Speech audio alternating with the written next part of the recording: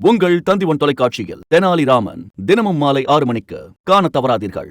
விஜய் யாரோடு கூட்டணி வைக்கப் போகிறார் என்று தொலைக்காட்சியில் விவாதங்களும் பத்திரிகையில் செய்திகளும் வெளியான வண்ணம் இருந்தன. அது குறித்து தவேக கட்சியினர் ஒரு அதிரடி முடிவை அறிவித்திருக்கிறார்கள். அதாவது திரு புசி ஆனந்த் அவர்கள் அறிவித்திருக்கிறார். அதில் அதிமுகவோட கூட்டணி இல்லை என்று அழுத்தம் திருத்தத்தோடு தெரிவிக்கிறாரா, இனி கூட்டணியே வைக்க மாட்டோம் அப்படின்னு சொல்கிறாரா என்று கேட்டால் அந்த அறிக்கையின் படிக்கும் பொழுது அப்படி எல்லாம் தெரியவில்லை என்கின்றனர் அரசியல் வல்லுநர்கள். அவங்க என்ன சொல்கிறாங்க அப்படின்னா, அவர் என்ன சொல்ல வராரு, அதிமுகவோட எங்களை இணைச்சி பேசுகிறாங்க, கூட்டணி வைப்போம்னு சொல்லி பேசி ஒரு நியூஸ் ஆர்டிக்கல் ஒன்று நியூஸ் பேப்பரில் எழுதிட்டாங்க, அதை நாங்கள் கண்டிக்கிறோம் என்கிற வகையில் தான் அமைந்திருக்கிறதே தவிர தவேக கூட்டணியே வைக்காது என்றோ அல்லது தவேக அதிமுக கூட்டணியே அமையாது என்றோ எதுவும் தெரிவிக்கவில்லை என்பதை நாம் புரிந்து கொள்ள வேண்டும். சரி, ஒருவேளை அதிமுகவோட கூட்டணி வைக்கவில்லை என்று விஜய் முடிவெடுத்திருந்தால் அதிமுக அதிர்ச்சியடைய வாய்ப்பு இருக்கிறது, திமுக மகிழ்ச்சியடைய வாய்ப்பு இருக்கிறது என்று சொல்லப்படுகிறது. அதாவது முதல்ல விஜய் தன்னுடைய முதல் மாநில மாநாட்டில் கூட்டணி குறித்து என்ன பேசினார் என்பதை பார்த்து விடுவோம்.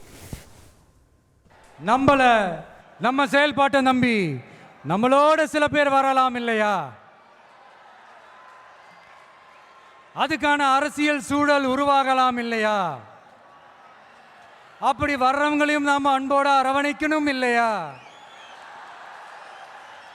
நமக்கு எப்பவுமே நம்மளை நம்பி வர்றவங்கள அரவணைச்சுத்தானே பழக்கம். அதனால நம்மளை நம்பி நம்மளோட களம் காண வர்றவங்களுக்கும் ஆட்சி அதிகாரத்தில் பங்களிப்பு தந்து அதிகார பகிர்வு செய்யப்படும்.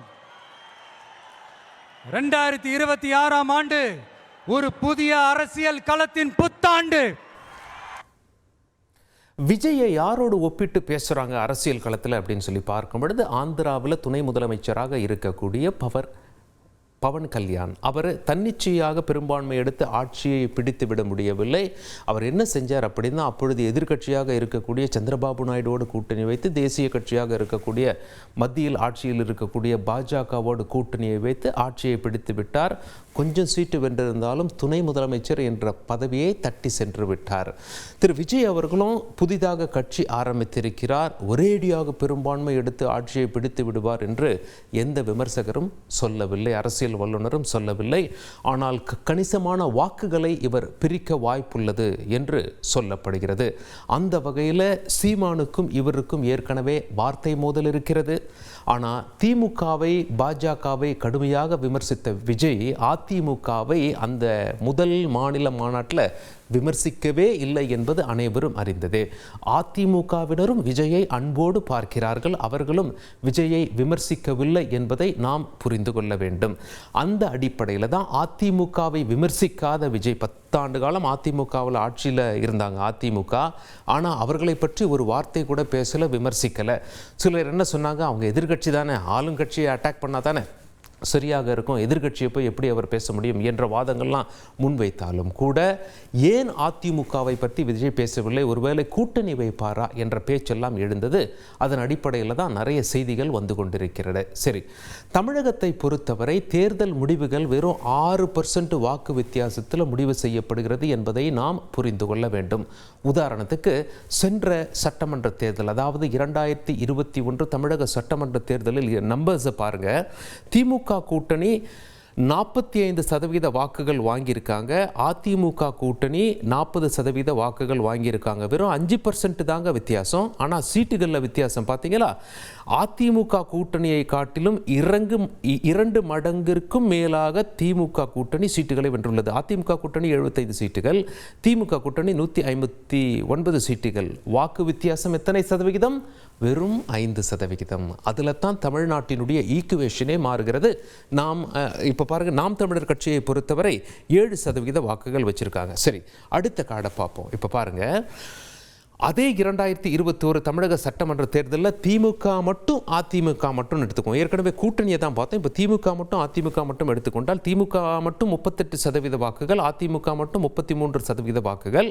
வெறும் 5% தான் வாக்கு வித்தியாசம். சீட்டுகள் வித்தியாசத்தை கவனித்தீர்களா?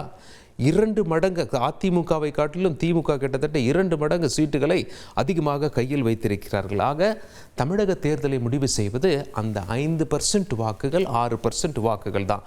அடுத்த கார்டு பார்ப்போம்.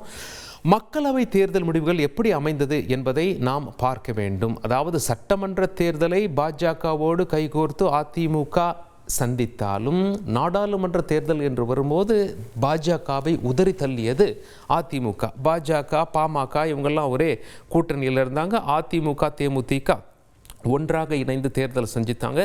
திமுக கூட்டணி 47% வாக்குகள். நமக்கு தெரியும் தமிழ்நாட்டில் மொத்தம் 39 சீட்டுகள். அந்த 39ஐயும் திமுக தட்டி சென்றது. ஆனால் நாம் இப்போ சீட்டுகளை பார்க்காம வாக்குகளை பார்ப்போம். வாக்கு வித்தியாசம் பாருங்கள். திமுக கூட்டணி 47%, திமுகவை எதிர்த்து நிற்பவர்கள் வாக்குகள் சிதறிவிட்டன.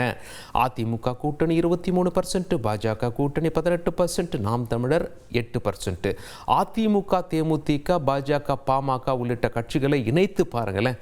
23% + 18% 40%-ஐ தாண்டி விட்டார்கள். அப்பொழுதும் அந்த 6% தான் வாக்குகள் வித்தியாசம் வருகிறது. ஆக தமிழக அரசியலை பொறுத்தவரை மாபெரும் ஜாம்பவான்களாக பார்க்கப்பட்ட, மாபெரும் தலைவர்களாக பார்க்கப்பட்ட திரு கலைஞர் கருணாநிதி அவர்களும் இல்லை, செல்வி ஜெயலலிதா அவர்களும் இல்லை என்ற போது 2021 நடந்த சட்டமன்ற தேர்தலாகட்டும், சமீபத்தில் நடந்த நாடாளுமன்ற தேர்தல்களாகட்டும் 6% வாக்கு வித்தியாசத்தில் தலையெழுத்தை தீர்மானிக்கிறது. இந்த நேரத்தில் தான் விஜய் யாருடைய வாக்கு வங்கியில் கை வைப்பார் என்று பேசப்படுகிறது. நிச்சயமாக நாம் தமிழருக்கு அவர் சேதத்தை செய்து விடுவார் என்று அரசியல் விமர்சகர்கள்லாம் கருத்தை முன்வைக்க, இதை நாம் தமிழர் மறுக்க, நாம் தமிழருக்கு மட்டுமா சேதம், அதிமுகவிற்கும் சேர்த்தே சேதத்தை செய்து விடுவார், கூட்டணி அமைக்காமல் தேர்தலை சந்தித்தார். ஒருவேளை அதிமுகவோட விஜய் இணைஞ்சிட்டார்னா அவர்களுடைய வாக்கு வங்கி அப்படியே இருக்க வாய்ப்புள்ளது. திமுகவிற்கு இது சேதத்தை ஏற்படுத்தும். இப்படியெல்லாம் பேசப்பட்டது. விஜய் கட்சியை பொறுத்தவரை ஏன் இந்த திடீர் அறிக்கை என்று அரசியல் வல்லுநர்கள் கேள்வியை முன்வைத்து, இமேஜை சரி செய்வதற்காகவா? அதிமுகவோட கூட்டணியே இல்லைன்னு சொல்லலை. ஒரு செய்தித்தாளில் வந்த ஒரு ஆர்டிக்கலை, நியூஸ் ஆர்டிக்கலை அவங்க இந்த மாதிரி எங்களை இணைச்சி பேசுகிறாங்க அதிமுகவோடு என்று அதை மறுக்கிறார்கள். அடிப்படை தகவல்கள் சரியில்லை அப்படின்னு சொல்லிட்டு. அந்த வகையில் பார்க்கும் பொழுது கூட்டணியே இல்லை என்று அழுத்தம் திருத்தமாக கூறாதது தங்களுடைய இமேஜை சரி செய்வதற்காகவா? இப்போவே அதிமுக என்ற பெரிய கட்சியோடு பயணிக்கிறோம் என்றால் மவுசு குறைந்து விடுமா, அதற்காகவா? அல்லது தனி சக்தியாக இருந்து தேர்தல் நேரத்தில் சேர்ந்தால் சிறப்பாக இருக்கும் என்று விஜய் கட்சியினர் கணக்கு போடுகிறார்களா என்றெல்லாம் விமர்சனங்கள் முன்வைக்கப்படுகிறது. அது மட்டும் இல்லை, அதாவது திமுகவை பொறுத்தவரை, விஜய் கட்சியை பொறுத்தவரை இப்பொழுது தற்காலிக முடிவா அல்லது நிரந்தர முடிவா என்றும் ஒரு கேள்வி எழுகிறது. தற்பொழுது அதிமுகவோடு கூட்டணி வைப்போம் என்பதற்கு அடிப்படை ஆதாரம் இல்லை என்று அவர்கள் சொல்லுவது நிரந்தர முடிவா, தற்காலிக முடிவா? தற்காலிக முடிவென்றால் இது இமேஜை சரி செய்வதற்காகவா என்று பேசப்படுகிறது. அது மட்டும் இல்லை, இந்த அறிக்கை வெளியான பிறகு அதிமுகவில் ஒரு முக்கியமான டேர்னிங் பாயிண்ட் ஏற்பட்டதா. என்னன்னா, திரு தளவாய் சுந்தரத்திற்கு மீண்டும் பொறுப்பு வழங்கினார் திரு எடப்பாடி பழனிசாமி. ஏற்கனவே திரு தளவாய் சுந்தரம் அவர்கள் ஏன் பொறுப்பிலிருந்து நீக்கப்பட்டார் என்றார், RSS பேரணிக்கு கொடியசைத்து துவக்கி வைத்தார், அதிமுகவில் பொறுப்புகள் பறிக்கப்பட்டன. தற்பொழுது விஜயனுடைய அறிக்கை, அதாவது விஜய் கட்சியினுடைய அறிக்கை வெளியான பிறகு மீண்டும் அவருக்கு பொறுப்பு வழங்கப்பட்டிருக்கிறது. அரசியல் வட்டாரங்களில் என்ன கேள்வி எழுப்புறாங்க, RSS பேரணிக்கு கொடியசைத்தவருக்கு மீண்டும் பொறுப்பு கொடுத்ததன் மூலமாக பாஜகவிற்கு அதிமுக என்ன செய்தி சொல்ல விரும்புகிறது? ஒருவேளை விஜய் விலகிச் சென்றால் பாஜகவோடு நெருங்குமா அதிமுக என்றெல்லாம் கேள்வி முன்வைக்கிறாங்க. ஆனால் எடப்பாடி பழனிசாமி ஏற்கனவே தெளிவாக சொல்லியிருக்கார், திரு ஜெயக்குமார் அவர்களும் தெளிவாக சொல்லியிருக்கார், நாங்கள் மீண்டும் பாஜகவோடு இணைய மாட்டோம் என்று. எது எப்படி இருந்தாலும் அரசியல் வல்லுநர்கள் என்ன சொல்றாங்க, அரசியலில் நிரந்தர எதிரியும் கிடையாது, நிரந்தர நண்பனும் கிடையாது. தேர்தல் காலத்தில் பொறுத்திருந்து பாருங்கள், சுவாரஸ்யத்திற்கு தமிழகத்தில் சற்றும் பஞ்சம் இருக்காது என்று. இது தொடர்பாக பொதுமக்கள் என்ன நினைக்கிறார்கள் என்று பார்ப்போம். அதிமுகவுடன் தாவேகா இணைந்தால் மட்டுமே வருகின்ற சட்டமன்ற தேர்தலில் வெற்றி பெற முடியும். அப்படி இல்லாத ஒரு கூட்டணி கண்டிப்பா தமிழகத்துல வெற்றி அடையாதுன்றது எங்களுடைய கருத்து. வெற்றி கழகத்தோட பேரம் பேசுகிற சக்தி குறைஞ்சிரும், அதிமுக கொடுக்குற சீட்டுகளை மட்டும் வாங்கணுன்ற ஒரு நிர்பந்தம் உருவாகுன்றதால நாங்கள் வந்து கூட்டணிக்கு தயார் இல்லை அப்படின்ற மாதிரி உஷாராக ஒரு அறிக்கையை விட்டுருக்காங்க. இது ஒரு அரசியல் நகர்வா ராஜதந்திரமாக தான் பார்க்குறோம். ஏன்னா முதல் மாநாட்டிலேயே வந்து விஜய் சொல்லியிருக்காப்புல எந்த ஒரு சின்ன விமர்சனத்தை கூட அதிமுக மேலே வைக்கல. பிஜேபியும் ஈவன் நாம் தமிழரை கூட வந்து மிக கடுமையாக தாக்கின விஜய் தப்பி தவறி கூட பிரதான எதிர்கட்சியான அதிமுகவை ஒரு சின்ன விமர்சனம் கூட வைக்கல. அப்போ வந்து அவங்க அதிமுகவுடன் கூட்டணின்ற கொள்கையில உறுதியாக தான் இருக்காங்க, நல்லா தெரியுது.